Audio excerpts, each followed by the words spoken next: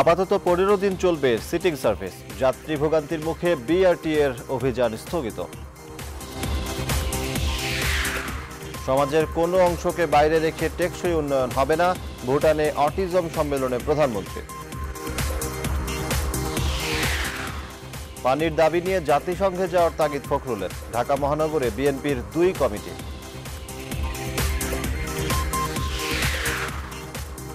Radar ক্রয় দুর্নীতি মামলা থেকে জাতীয় পার্টির চেয়ারম্যান এরশাদ সহ সব আসামি খালাস।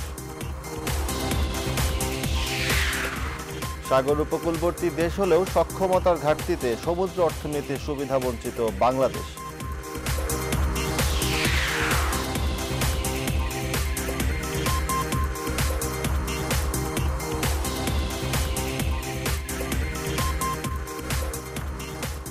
স্বাগত নিউজ 24 সংবাদে। আপনাদের সাথে আছি আমি সজল দাস। দেখছিলেন শরিয়া ভিত্তিক ইউনিয়ন ব্যাংক লিমিটেড সংবাদ শিরোনাম। এবারে বিস্তারিত। আপাতত আগামী 15 দিন রাজধানী সিটিং সার্ভিস চলবে, তবে আদায় করতে হবে সরকার নির্ধারিত ভাড়া। কেউ বাড়তি ভাড়া নিলে ব্যবস্থা নেবে ভ্রাম্যমাণ আদালত। সিটিং সার্ভিস বন্ধের পর গণপরিবহনের অভিজ্ঞতায় এসব সিদ্ধান্ত নেওয়া হয়েছে বলে জানিয়েছেন বাংলাদেশ সড়ক পরিবহন কর্তৃপক্ষের চেয়ারম্যান। বিস্তারিত প্লাবন রহমানের রিপোর্টে। রাজধানীর রাস্তায় অনিয়মই যেন সবচেয়ে বড় নিয়ম। তার আরেকটি বড় নজির রেখে গেল সিটিং সার্ভিস বন্ধের 4 দিন। সিটিং হিসেবে চলে আসা বেশিরভাগ পরিবহনই চলেছে লোকাল হিসেবে, কিন্তু আদায় করেছে অতিরিক্ত ভাড়া। 25 টাকার জায়গায় 20 টাকা নিচ্ছে, তার কোনো চার্ট রাখে নাই, পূর্বের চার্টই দেখাচ্ছে। বেশি নিচ্ছে মনে হয়, তাতে বেশি নিচ্ছে। আবার সিটিং গেটলক সার্ভিস বন্ধের মধ্যে বেশ কয়েকটি পরিবহন তার তোয়াক্কা না করে ছুটেছে রাজধানীর বিভিন্ন গন্তব্যে। অনেক পরিবহন মালিক আবার সিটিং সার্ভিস বন্ধের প্রতিবাদে রাস্তায় নামাননি বাস। এসবের ফলাফল গেল 4 দিনই অসহনীয় দুর্ভোগে কেটেছে রাজধানীর যাত্রাপথ। লোকাল হিসেবে তুলছে, বাট ভাড়া তো সেই সিটিংয়ে নিচ্ছে। 40 মিনিট ওয়েট করে বাস হয়তো পাওয়া যায়, কিন্তু বাসে ঠাসাঠাসি অবস্থা থাকে, ওঠা খুব কঠিন হয়ে যায়। অফিসে যারা যাতায়াত করি তাদের জন্য একটু প্রবলেম, তার জন্য সিটিং সার্ভিস দরকার। আবার মনে হয় লোকাল থাকাটা ইম্পর্টেন্ট। এ বাস ও বাস ছোটাছুটি করেও যানবাহনে উঠতে পারেননি অনেক নারী যাত্রী। পরিবহন সংকটের এই সময়ে সবচেয়ে দুর্ভোগে ছিলেন নারী, শিশু ও বয়স্ক যাত্রীরা। কতক্ষণ ধরে চেষ্টা করছেন? এই তো 10-15 মিনিট ধরে দাঁড়ায় আছি, কিন্তু জায়গা পাচ্ছি না। লোকালও থাকা উচিত আর সিটিং সার্ভিসও থাকা উচিত। এসব বিষয় পর্যালোচনা করতেই বুধবার বিকেলে পরিবহন মালিক সংগঠন সহ সংশ্লিষ্টদের সঙ্গে বৈঠকে বসে বিআরটিএ। দীর্ঘ প্রায় 2 ঘন্টা বৈঠক শেষে জানানো হয় আগামী 15 দিন চলবে সিটিং সার্ভিস, তবে আদায় করতে হবে লোকালের জন্য সরকার নির্ধারিত ভাড়া। সমস্ত অভিযান চলবে, সিটিং সার্ভিসই এই আপাতত 15 দিনের জন্য স্থগিত করা, মানে তো 15 দিনের মধ্যে চালাতে পারবে, এটা তো সোজা কথা। আগের অবস্থা না, ভাড়া সঠিক রাখতে হবে শুধুমাত্র, এবং ভাড়া অতিরিক্ত নিতে পারবে না। যে আমাদের যে সরকারি চার্ট আছে সেই মোতাবেক ভাড়া নিতে হবে।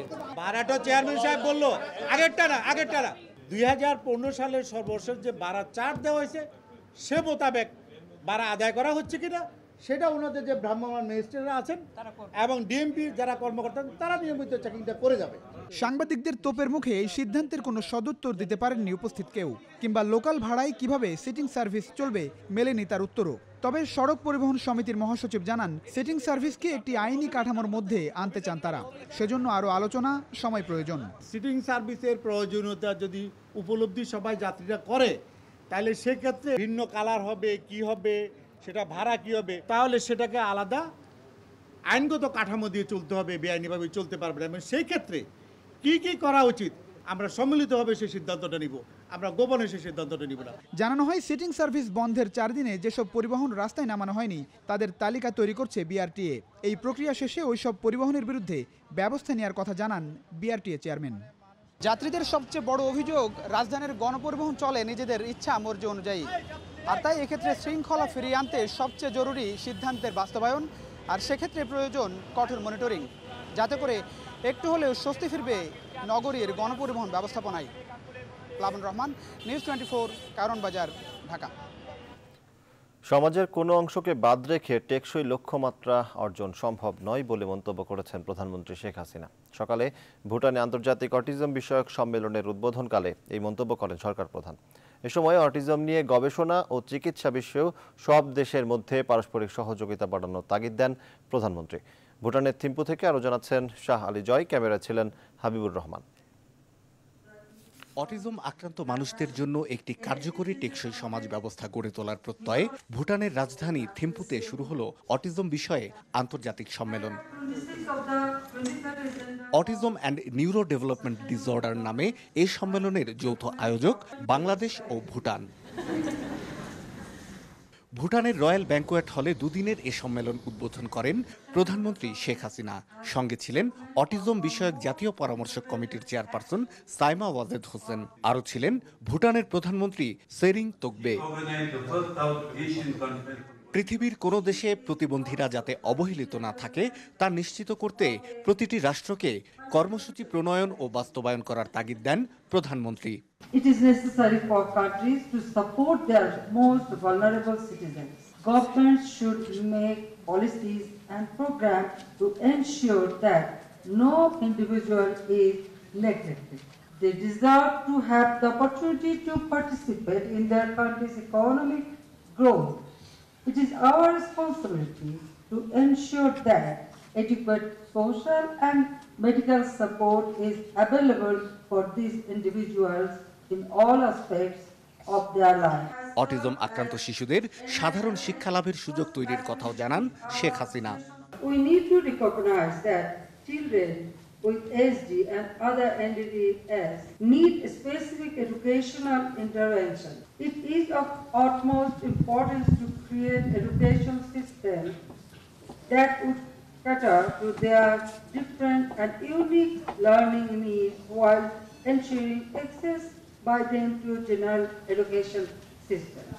পরে বিকেলে প্রধানমন্ত্রীর সভাপতিত্বে এবং সাইমা ওয়াজেদ হোসেনের সঞ্চালনায় অনুষ্ঠিত হয় উচ্চ পর্যায়ের বৈঠক।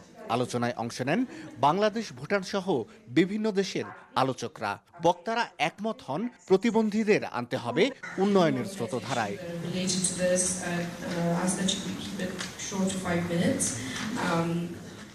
অটিজমের চ্যালেঞ্জ মোকাবেলায় বাংলাদেশের যে সফলতা, সেই সফলতার কথা জানতে চায় পৃথিবীর অনেক দেশই। ভুটানে 3 দিনের অটিজম সম্মেলন উদ্বোধন করে প্রধানমন্ত্রী বলেন, কোনো দেশের একার পক্ষে এই চ্যালেঞ্জ মোকাবেলা করা অনেকটাই দুরূহ, তাই সহযোগিতা চাই সবার। এর আগে থিম্পুতে বাংলাদেশের দূতাবাস নির্মাণের জন্য জমি হস্তান্তর করে ভুটান। সেখানে দেশটির রাজা জিগমে খেসাম নেমাগিয়াল ওয়াংচুকের উপস্থিতিতে বাংলাদেশের জাতীয় পতাকা উত্তোলনের মাধ্যমে চ্যান্সেলরি ভবনের ভিত্তিপ্রস্তর স্থাপন করেন বাংলাদেশের প্রধানমন্ত্রী। শাহ আলী জয়, নিউজ 24, থিম্পু, ভুটান। জাতিসংঘের সহায়তা নিয়ে তিস্তা সহ ভারতের সঙ্গে অভিন্ন 54 নদীর পানির ন্যায্য হিস্সা আদায়ে মাঠে নামতে সরকারের প্রতি আহ্বান জানিয়েছেন বিএনপির মহাসচিব মির্জা ফখরুল ইসলাম আলমগীর। তিনি বলেন, নির্বাচিত নয় বলেই জনগণের অধিকার আদায়ে সক্রিয় নয় সরকার। মানুষের অধিকার আদায়ের আন্দোলনকে ঢাকা মহানগর বিএনপির নতুন কমিটি আরও বেগবান করবে বলেও মনে করেন মির্জা ফখরুল। রাজধানীতে আলাদা দুটি অনুষ্ঠানে এসব কথা বলেন তিনি। বিস্তারিত তৌহিদ শান্তর প্রতিবেদনে। জাতীয়তাবাদী মুক্তিযোদ্ধা দলের উদ্যোগে বুধবার জাতীয় প্রেস ক্লাবের সামনে মানববন্ধনের আয়োজন করা হয়। মানববন্ধনে প্রধানমন্ত্রীর ভারত সফরের কথা উল্লেখ করে বিএনপি মহাসচিব বলেন, দর কষাকষির সকল ট্রাম্প কার্ড অবলীলায় ভারতের হাতে তুলে দেওয়া হয়েছে। তিনি অভিযোগ করেন, প্রধানমন্ত্রী তিস্তার পানি আনতে পারেননি। আপনারা পানি আনতে ব্যর্থ হয়েছেন, জনগণের যে দাবি সেটা আদায় করতে ব্যর্থ হয়েছেন। অবিলম্বে এই তিস্তা নদীর পানি সহ 58টি অভিন্ন নদীর পানির হিস্সা দেওয়ার জন্য জাতিসংঘে থেকে তুলে ধরুন এবং জাতিসংঘকে এটার মধ্যে সংযুক্ত করে তাদেরকে আপনারা এই সমস্যার সমাধানে সম্পৃক্ত করুন। নয়াপল্টনে বিএনপি কার্যালয়ে ঢাকা মহানগর বিএনপির নতুন কমিটির নেতারা দেখা করেন বিএনপি মহাসচিবের সঙ্গে। আন্দোলন সংগ্রামের অভিজ্ঞতা সমৃদ্ধ এই নতুন কমিটি মানুষের ভোটের অধিকার আদায়ে গুরুত্বপূর্ণ ভূমিকা রাখবে বলে আশা করেন মির্জা ফখরুল। তারা জনগণের সঙ্গে সম্পৃক্ত, তাদের অতীত অভিজ্ঞতা রয়েছে এবং তারুণ্য রয়েছে। আমরা বিশ্বাস করি যে তারা এই অত্যন্ত স্বল্প সময়ের মধ্যে জনগণকে সম্পৃক্ত করে দেশনেত্রী বেগম খালেদা জিয়ার যে গণতন্ত্র পুনরুদ্ধারের যে আন্দোলন, এই দেশে কোটি কোটি মানুষের যেটা চাওয়া, সেটাকে তারা পূরণ করতে সক্ষম হবে। মানুষের প্রত্যাশা পূরণে খুব শিগগিরই কাজ শুরু করবেন বলে জানান নবগঠিত এই কমিটির নেতারা। যে দুটো তৌহিদ শান্ত, নিউজ 24, ঢাকা। রাডার কেনায় দুর্নীতির অভিযোগে 2 যুগ আগের এক মামলা থেকে জাতীয় পার্টির চেয়ারম্যান হুসেইন মোহাম্মদ এরশাদ সহ সব আসামিকে খালাস দিয়েছে আদালত। মামলার 4 আসামির মধ্যে প্রধানমন্ত্রীর বিশেষ দূত এরশাদ ছাড়াও বিমান বাহিনীর 2 সাবেক প্রধান মমতাজউদ্দিন আহমেদ ও সুলতান মাহমুদ রায়ের সময় আদালতে উপস্থিত ছিলেন। অপর আসামি ইউনাইটেড ট্রেডার্সের পরিচালক একেএম মুসা মামলার বিচার চলাকালে পলাতক অবস্থায় মারা গেছেন। 1992 সালে দায়ের করা এই মামলায় দুর্নীতির মাধ্যমে রাষ্ট্রের 64,42,918 টাকার ক্ষতি করার অভিযোগ আনা হয়েছিল আসামিদের বিরুদ্ধে। আসামি পক্ষের আইনজীবী শামসুদ্দিন বাবুল, শেখ সিরাজুল ইসলাম ও আলতাফ হোসেন রায়ের পর সন্তোষ প্রকাশ করেছেন। অন্যদিকে দুদকের কৌশলী মীর আহমেদ আলী সালাম বলেন, পূর্ণাঙ্গ রায় দেখে পর্যালোচনার পর তারা উচ্চ আদালতে আপিলের বিষয়ে সিদ্ধান্ত নেবেন।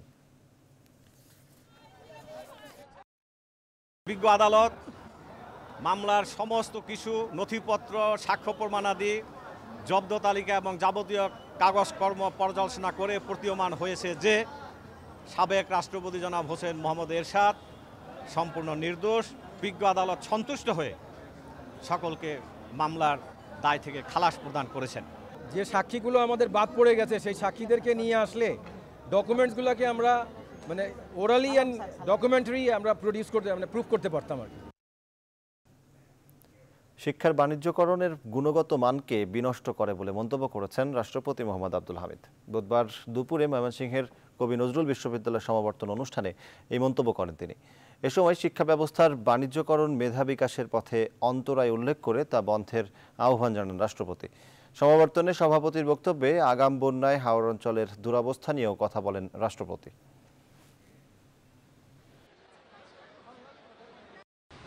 বাণিজ্যিকরণ শিক্ষার গুণগত মানকে ব্যাহত করে, অনেক ক্ষেত্রে মেধা বিকাশের পথকে বাধাগ্রস্ত করে।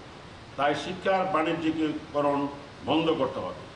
সার্টিফিকেট একজন শিক্ষার্থীর শিক্ষকতা যোগ্যতার স্বীকৃতি হলেও শিক্ষার মূল লক্ষ্য হতে পারে না। হাওড়ের কিশোরগঞ্জ, নেত্রকোনা, সুনামগঞ্জ, হবিগঞ্জ এবং পার্ট অফ ব্রাউন দেয়া এগুলি ঘুরে দেখেছি, সমস্ত ফসল প্রায় 12 অনেক ধ্বংস হয়ে গেছে। কি অবস্থা এটা বলে বুঝতে, এমনকি এই যে ধান নিচে গিয়ে আবার পানিতে গিয়ে পচে গেছে, মাছ পর্যন্ত মরে যাচ্ছে। রায়েরবাজার বৌদ্ধভূমি স্মৃতিসৌধে কোনো খাদ্যদ্রব্য বা পানি নিয়ে প্রবেশ করা যাবে না বলে নির্দেশ দিয়েছেন গৃহায়ন ও গণপূর্ত মন্ত্রী ইঞ্জিনিয়ার মোশাররফ হোসেন। বৌদ্ধভূমিকে পরিচ্ছন্ন রাখতেই এই কড়াকড়ি করা হয়েছে বলে জানান মন্ত্রী। বুধবার রায়েরবাজার বৌদ্ধভূমি পরিদর্শনে এসে তিনি এসব কথা বলেন। মন্ত্রী জানান, ভোর থেকে সন্ধ্যা পর্যন্ত বৌদ্ধভূমি সবার জন্য উন্মুক্ত থাকবে আগের মতোই। তবে বৌদ্ধভূমির ভাব গাম্ভীর্য রক্ষায় এখানে শিশুদের খেলাধুলা বন্ধ করা হচ্ছে। মুক্তিযুদ্ধের শেষ সময়ে পরাজয় নিশ্চিত জেনে পাকিস্তানি সৈন্যরা রায়েরবাজার বৌদ্ধভূমিতে দেশের অগণিত বুদ্ধিজীবীকে নির্মমভাবে হত্যা করে। সেই শহীদদের স্মরণে বৌদ্ধভূমির স্মৃতিসৌধটি নির্মাণ করা হয়। সেদিন পত্রিকায় দেখলাম যে গরু চড়তেছে, এখানে ফুটবল খেলতেছে, ক্রিকেট খেলতেছে। এটা তো হতে পারে না।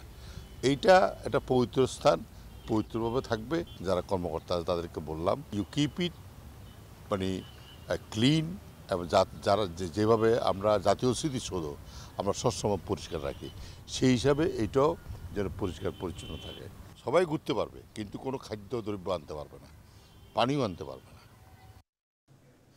ব্লু ইকোনমি বা সমুদ্র অর্থনীতি একটি দেশকে অর্থনৈতিক প্রবৃদ্ধির উচ্চ শিখরে পৌঁছানোর অন্যতম মাধ্যম। বিশেষজ্ঞরা বলছেন, সাগর উপকূলবর্তী দেশ হলেও সক্ষমতার অভাবে ব্লু ইকোনমির বিপুল সুযোগ এখনও কাজে লাগাতে পারছে না বাংলাদেশ। তবে সমুদ্রসীমা জয়ের মাধ্যমে জনসংখ্যার চাপে ভারাক্রান্ত বাংলাদেশকে সমৃদ্ধশালী করতে এই সমুদ্র অর্থনীতির কোনো বিকল্প নেই। মিজানুর রহমানের ক্যামেরায় সাগরের জীবন ধারাবাহিক রিপোর্টের আজ থাকছে শেষ পর্ব, জানাচ্ছেন ফখরুল ইসলাম। ব্লু ইকোনমি, নীল সমুদ্রের অর্থনীতি। পৃথিবীর ৭২ ভাগ আয়তনের সমুদ্রবক্ষে ছড়িয়ে ছিটিয়ে রয়েছে ২৫ ট্রিলিয়ন মার্কিন ডলার সমপরিমাণ সম্পদ। বিশ্বের অনেক দেশ এই সমুদ্র অর্থনীতিকে কাজে লাগিয়ে পৌঁছেছে উন্নতির সর্বোচ্চ শিখরে। প্রতি বছর বিশ্বের গভীর সাগর থেকে আহরিত সম্পদের পরিমাণ ২.৫ থেকে ৩ ট্রিলিয়ন মার্কিন ডলার। আর বিশ্বের ৪৫০ কোটি মানুষের ১৫ ভাগ প্রোটিনের যোগান দিচ্ছে সামুদ্রিক মাছ, উদ্ভিদ ও জলজ প্রাণী। সম্প্রতি মিয়ানমার ও ভারতের সাথে সমুদ্র সীমা বিরোধ নিষ্পত্তি হওয়ায় 1,18,813 বর্গ কিলোমিটার সমুদ্র এলাকা এখন বাংলাদেশের। সাথে আছে 200 নটিক্যাল মাইল পর্যন্ত একচ্ছত্র অর্থনৈতিক অঞ্চল। এছাড়া 354 নটিক্যাল মাইল পর্যন্ত মহীসোপানের তলদেশে সব ধরনের প্রাণীজ ও খনিজ সম্পদের সার্বভৌম অধিকার নিশ্চিত হয়েছে। 1,18,813 বর্গ কিলোমিটার জায়গা আমরা সাগরে পেয়েছি। সাগরকে ব্যবহার করে যে সমস্ত অর্থনৈতিক কর্মকাণ্ড পরিচালিত হয়ে আসছে, হতে পারে এবং ভবিষ্যতে হবে, এই সবগুলো মিলিয়েই হলো সমুদ্র অর্থনীতি বা নীল অর্থনীতি। 36,000 বর্গ কিলোমিটার আয়তনের উপকূলীয় এলাকা থাকলেও বাংলাদেশ সমুদ্র অর্থনীতিতে এখনও পিছিয়ে। এদেশের জেলেরা চট্টগ্রাম উপকূল থেকে সর্বোচ্চ 60 কিলোমিটার দূরে গিয়ে 20 থেকে 30 কিলোমিটার গভীরে মাছ ধরতে পারে। টুনা ফিশ সহ অনেক সামুদ্রিক মাছ ধরতে উন্নত প্রযুক্তির গভীর জাল প্রয়োজন, যা বাংলাদেশের নেই। আমাদের 250 ট্রলার আছে, তারা মাছ ধরে প্রায় 70,000 টনের মতো, যেখানে বঙ্গোপসাগর থেকে গত বছর মাছ ধরা হয়েছে 80 লক্ষ টন, অন্য দেশগুলো ধরছে। তারপরে গভীর সমুদ্রে আমাদের যে মাছ ধরার যে টেকনিকটা এখনো আমাদের কাছে জানা নেই। একই সাথে বঙ্গোপসাগরে তলদেশে রয়েছে তেল, গ্যাস ছাড়াও rutile, ilmenite, garnet, monazite, magnetite, লায়োনাইট, লিওকক্সিন, জিরকন সহ মূল্যবান খনিজ পদার্থ। এসব সম্পদ অনুসন্ধানে বাড়ানো হয়নি সক্ষমতা। তবে বঙ্গোপসাগরে নিজেদের সীমানায় কর্তৃত্ব প্রতিষ্ঠা হয় উদ্যোগ নেওয়া হয়েছে এসব সম্পদ অনুসন্ধান ও আহরণে। সমুদ্র অর্থনীতিতে প্রতি বছর 2,600 জাহাজ যাতায়াতে $70 বিলিয়ন বাণিজ্য হয় বাংলাদেশে। এর মধ্যে নিজস্ব জাহাজ কম থাকায় প্রতি বছর $5 বিলিয়ন শুধু ভাড়া গুনতে হয়। বিশেষজ্ঞরা বলছেন, বঙ্গোপসাগরের সম্পদ বাংলাদেশকে যেমন দিতে পারে জ্বালানি নিরাপত্তা, তেমনি বদলে দিতে পারে বাংলাদেশের চেহারা। প্রতি বছর আমরা শুধু ভাড়া দিই $5 বিলিয়ন। $5 বিলিয়ন কেন? কারণ আমাদের নিজস্ব জাহাজ নেই। কাজে এই ধরনের প্রচুর সুযোগ আমাদের সাগরে এখন সৃষ্টি হয়েছে। সাগরে তেল গ্যাস আছে, সেটা আমরা উদ্ধার করতে পারবো, সেখানে চেষ্টা করা হচ্ছে। ভ্যারাইটিজ অফ অ্যাকশনস আছে, যেগুলো আমরা সরকার 20 সদস্যের একটা কমিটি করে দিয়েছে মাননীয় প্রধানমন্ত্রী। এই কমিটিতে সচিবরাও আছেন। আমরা কাজ করতেছি কিভাবে এই সাগর থেকে এই সমস্ত সম্পদ এনে দেশের সার্বিক অর্থনীতিতে একটা ইম্প্যাক্ট করানো যায়। বেসরকারি এক গবেষণায় দেখা যায়, গত 20 বছরে 50টিরও বেশি দ্বীপ জেগে উঠেছে বাংলাদেশের সমুদ্র সীমায়। মৃত্তিকা সম্পদ উন্নয়ন ইনস্টিটিউটের হিসেবে একবিংশ শতকের প্রথম দশকে যোগ হয়েছে প্রায় 3.25 লাখ হেক্টর নতুন ভূমি। এসব ভূমি সংরক্ষণ আর সাগরের নিরাপত্তা বাড়ানো হলে পর্যটন খাতে নতুন দিগন্তের উন্মোচন ঘটবে। ব্লু ইকোনমির ছোঁয়ায় জনসংখ্যা ভারাক্রান্ত বাংলাদেশ হয়ে উঠবে উন্নত, সমৃদ্ধ অর্থনীতির দেশ। ফখরুল ইসলাম, নিউজ 24, হাতিয়া। সংবাদের এই পর্যায়ে নিচ্ছে একটি বিরতি, আমাদের সঙ্গেই থাকুন।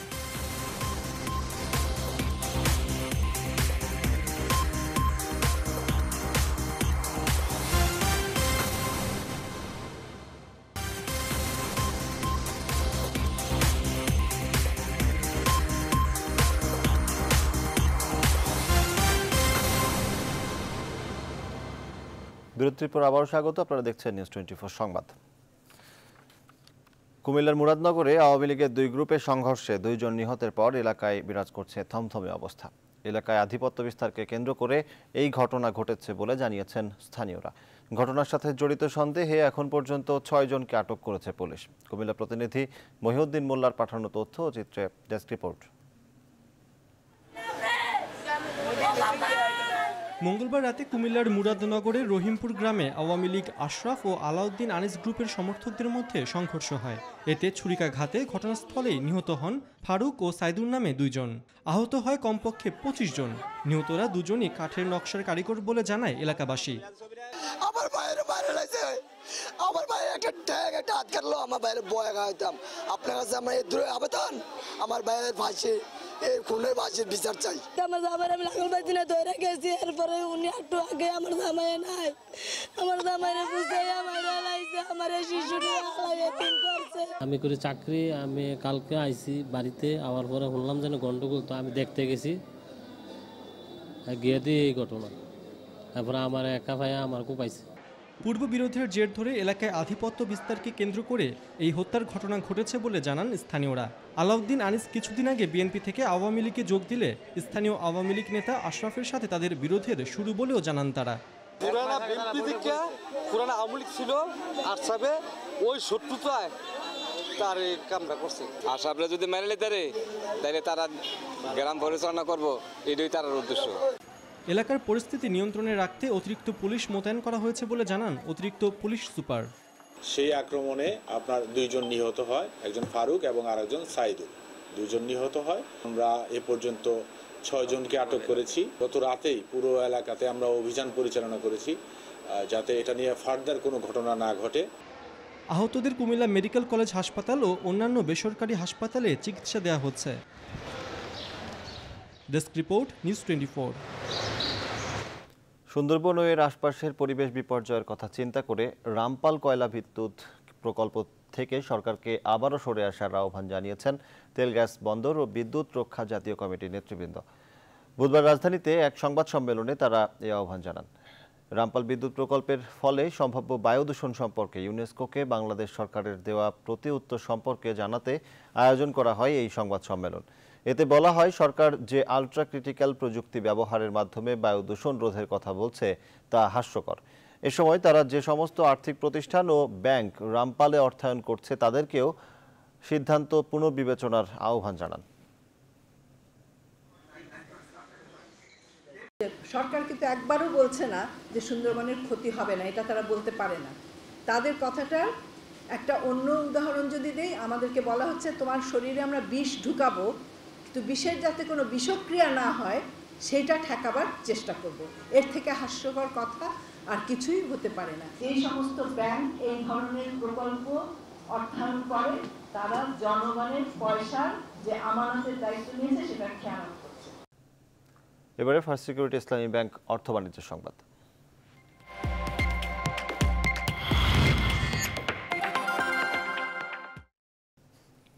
2021 সালের মধ্যে $60 বিলিয়ন রপ্তানি আয়ের লক্ষ্যমাত্রা অর্জনে দেশে রপ্তানি ও বিনিয়োগের ক্ষেত্র তৈরির প্রক্রিয়াগুলো আরও সহজ করা হবে বলে জানিয়েছেন বাণিজ্যমন্ত্রী তোফায়েল আহমেদ। বুধবার সচিবালয়ে এক মত বিনিময় সভায় বাণিজ্যমন্ত্রী একথা বলেন। বাণিজ্যমন্ত্রী বলেন, $60 বিলিয়ন রপ্তানি আয়ের লক্ষ্যমাত্রা অর্জনে দেশীয় ব্যবসা প্রতিষ্ঠানের উপরই বেশি গুরুত্ব দিচ্ছে সরকার। আর এটা করতে পারলে আগামী 5 বছরের মধ্যে বাংলাদেশ বিশ্ব ব্যাংকের ডুইং বিজনেস তালিকায় 2 অঙ্কের ঘরে পৌঁছাবে বলেও আশা প্রকাশ করা হয়। সভায় দেশে বিনিয়োগের পরিবেশ উন্নয়নে অন্যান্যদের সঙ্গে বাণিজ্য মন্ত্রণালয় কিভাবে সমন্বয় ও সহযোগিতা করবে সে বিষয়েও আলোচনা করা হয়। সময়ের একটা ব্যাপার যে বিলম্ব হয়, এটা কতগুলো জায়গাতেই যে সময়ের একটা ব্যাপার যে বিলম্ব হয়, এটা আমাদের দেশে কিন্তু হয়, এটা ফ্যাক্ট। আপনি শ্রীলঙ্কা যান, ভেরি কুইক। আমাদের এখানে তো এগুলো নাই, এখানে সমস্যা রয়েছে সেখানে। সুতরাং 176 আমরা না 150 না 140, তার থেকে বড় কথা হলো আমাদের বাস্তবতাটা নেওয়া, অর্থাৎ আমরা জিনিসগুলিকে সহজ করতে চাই। আগামী বাজেটের আগে বিদ্যুতের প্রাথমিক জ্বালানি হিসেবে গ্যাসের সম্পূরক শুল্ক তুলে নেওয়ার প্রস্তাব অর্থ মন্ত্রণালয়কে দেওয়া হবে বলে জানিয়েছেন বিদ্যুৎ, জ্বালানি ও খনিজ সম্পদ প্রতিমন্ত্রী নসরুল হামিদ বিপু।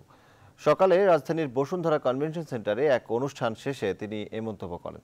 এছাড়া তিনি বিদ্যুতের দাম বাড়ানোর ইঙ্গিত দিয়ে বলেন, স্বল্প ব্যবহারকারী বিদ্যুৎ গ্রাহকের দাম না বাড়লেও অন্যান্য খাতে বাড়তে পারে। বিদ্যুৎ, জ্বালানি ও খনিজ সম্পদ মন্ত্রণালয়ের উদ্যোগে আজ থেকে শুরু হয়েছে পাওয়ার অ্যান্ড এনার্জি হ্যাকাথন 2017। টানা 36 ঘন্টার এই আয়োজনে দেশের বিভিন্ন বিশ্ববিদ্যালয়ের তরুণ শিক্ষার্থী, বিজ্ঞানী ও উদ্ভাবকরা তাদের মেধা ও বুদ্ধিকে কাজে লাগিয়ে দেশের জ্বালানি সংক্রান্ত 7টি গুরুত্বপূর্ণ সমস্যা এবং তাদের সম্ভাব্য সমাধান নির্ণয়ে কাজ করবেন। বিদ্যুৎ উৎপন্ন করতে যে গ্যাস লাগে, এই প্রথমবারের মতো গ্যাসের প্রাইসটা তারা বৃদ্ধি করেছেন। মানে বার যেটা নির্দেশ দিয়েছে, এখন তো কোর্টের কারণে সেটা স্থগিত হয়ে আছে। বাট এই বৃদ্ধিটার কারণে কিন্তু বিদ্যুতের ওই জায়গাটা একটা চেঞ্জ হয়ে আসছে। আর আমরা ধীরে ধীরে, আমরা খুব একতরফা না, এককভাবে না, আমরা ধীরে ধীরে একটা প্রাইস অ্যাডজাস্টমেন্টে যাচ্ছি। আর আমাদের প্রস্তাবনা থাকবে গ্যাসের থেকে টোটাল এই সাপ্লিমেন্টারি ডিউটি উঠিয়ে দেওয়া।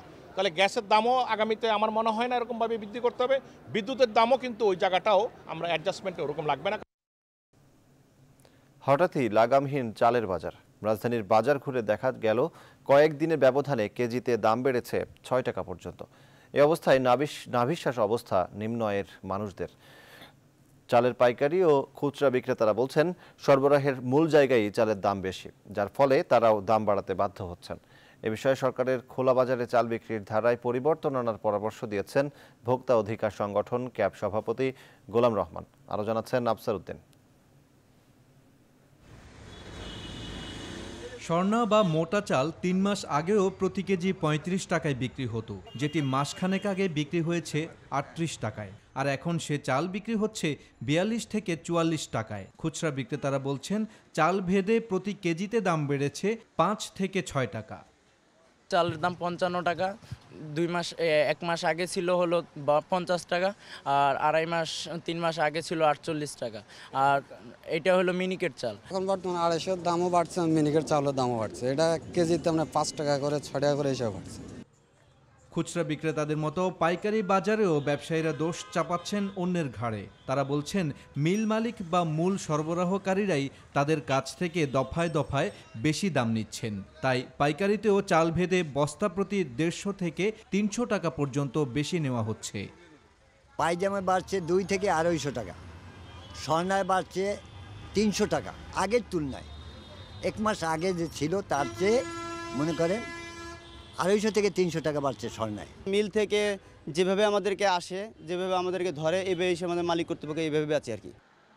ক্যাব সভাপতি গোলাম রহমান বলেন, ক্রমাগত দাম বাড়ানোর এমন পরিস্থিতি নিয়ন্ত্রণে সরকারের কার্যকরী পদক্ষেপ নিতে হবে। দাম কমাতে সরকারকেই বাজারে চাল সরবরাহ বাড়াতে হবে। চাল কলের মালিকরা বা আড়তদাররা তারা চাল ধরে রাখছে এবং তাদের উদ্দেশ্য ভারত থেকে নিম্নমানের চাল আমদানি করা। সরকারকে ওপেন মার্কেট অপারেশনের মাধ্যমে চালের দাম যাতে নিম্নগামী হয় সেই ব্যবস্থা নিতে হবে। এখন চিরাচরি ট্রাকে করে যে চাল বিক্রি করা, এটা খুব এফেক্টিভ হচ্ছে বলে মনে হচ্ছে না, তাই এর বিকল্প খুঁজতে হবে। চালের দাম যেন দেশের প্রায় ২ কোটি দরিদ্র শ্রেণীর ক্রয় ক্ষমতায় থাকে, এমন প্রত্যাশা সাধারণ মানুষের। আফসার উদ্দিন, নিউজ 24, ঢাকা। সংবাদে নিচ্ছে আরও একটি বিরতি, আমাদের সঙ্গেই থাকুন।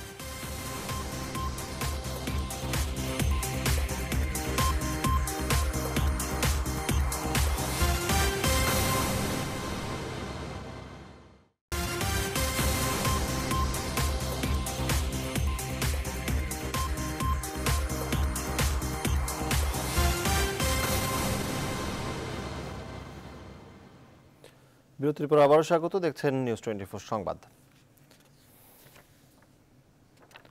কওমি শিক্ষা সনদ বাস্তবায়ন পরিষদের সদস্য সচিব মাওলানা ইয়াহিয়া মাহমুদ বলেছেন, সাম্প্রদায়িকতার বীজ বপনের উদ্দেশ্যে সরকারের অগোচরে সুপ্রিম কোর্টের সামনে গ্রিক দেবীর মূর্তি স্থাপন করা হয়েছে। বুধবার ঢাকা রিপোর্টার্স ইউনিটিতে আয়োজিত সংবাদ সম্মেলনে একথা বলেন তিনি। কওমি মাদ্রাসা শিক্ষা সনদের সরকারি স্বীকৃতি প্রদানের জন্য অভিনন্দন জানিয়ে আয়োজন করা হয় এই সংবাদ সম্মেলন। এতে নেতারা বলেন, মাদ্রাসা সনদের স্বীকৃতি সরকারের ইসলাম প্রীতির উদাহরণ। খুব শিগগিরই সংসদে বিল পাশ করে এই ঘোষণাকে আইনে পরিণত করা হবে বলেও তারা আশা প্রকাশ করেন। এ সময় তারা তাদের গঠিত কমিটির জন্য বিশ্ববিদ্যালয় মঞ্জুরি কমিশনের সমান ক্ষমতাও দাবি করেন।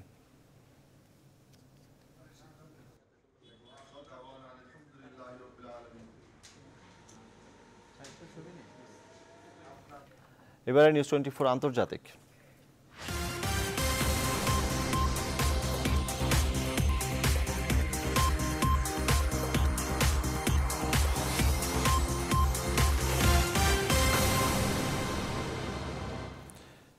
যুক্তরাষ্ট্রের ক্যালিফোর্নিয়ায় এক বন্দুকধারীর গুলিতে ৩ জন নিহত হয়েছেন, আহত হয়েছেন আরও একজন। মঙ্গলবার অঙ্গরাজ্যটির ফ্রেসনো এলাকায় এই দুর্ঘটনা ঘটে। রয়টার্স জানায়, সন্দেহভাজন হামলাকারী ৩৯ বছর বয়সী কৌরি আলী মোহাম্মদকে আটক করেছে পুলিশ। পুলিশ জানায়, তার বিরুদ্ধে গেল সপ্তাহে ফ্রেসনোর একটি মোটেলে নিরস্ত্র এক নিরাপত্তা কর্মীকে হত্যার অভিযোগ রয়েছে। তবে নিহতদের পরিচয় এখনও নিশ্চিত হওয়া যায়নি।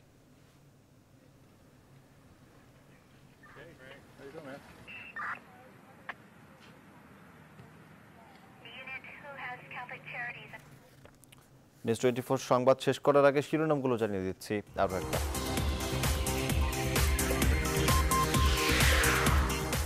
আপাতত 15 দিন চলবে সিটিং সার্ভিস, যাত্রী ভোগান্তির মুখে বিআরটি এর অভিযান স্থগিত।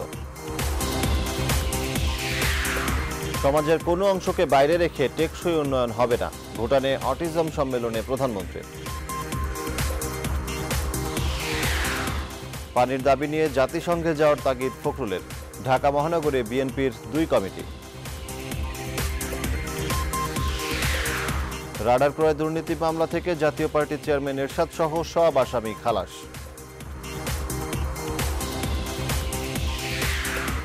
সাগর উপকূলবর্তী দেশ হলেও সক্ষমতার ঘাটতিতে সমুদ্র অর্থনীতির সুবিধা বঞ্চিত বাংলাদেশ।